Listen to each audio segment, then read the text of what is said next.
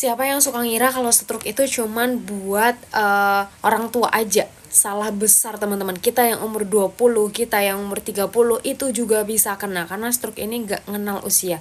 Faktanya sekarang teman-teman, 1 dari 7 penderita stroke di Indonesia itu usianya kurang dari 45 tahun. Teman-teman boleh searching aja di Google ya. Itu banyak banget kok artikel yang membahas tentang itu. Penyebabnya apa?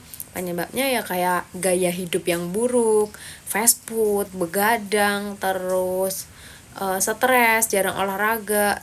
Nah ini teman-teman, jadi banyak loh, termasuk kalau aku ngira ya waktu paman Ari kena stroke itu belum usia yang lanjut teman-teman.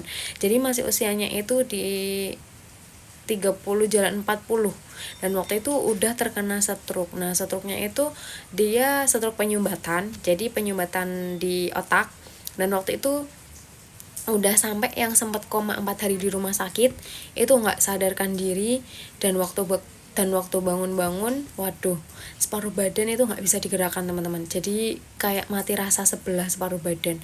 Dan waktu itu buat berdiri aja itu susah. Dan waktu itu akhirnya nyari cara gimana caranya bisa pulih gitu kan, gimana caranya bisa pulih dari stroke. Dan waktu itu ketemulah sama sebuah herbal namanya herbal Zerifa. Itu beliau nanya sana sini sampai bikin status di Facebook, status di Instagram, status di WA, dan akhirnya waktu itu ketemulah, direkomendasiin sama temennya untuk konsumsi herbal Zerifa. Dan akhirnya ya udah konsumsi karena memang rekannya udah dipercaya, ya udah dianggap bestinya sendiri. Akhirnya kurang lebih di 2 bulan konsumsi itu mulai enakan, bener-bener signifikan banget teman-teman.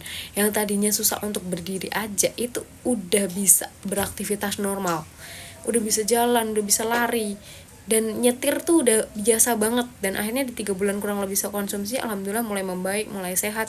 Sekarang alhamdulillah kondisinya makin makin baik lah pokoknya.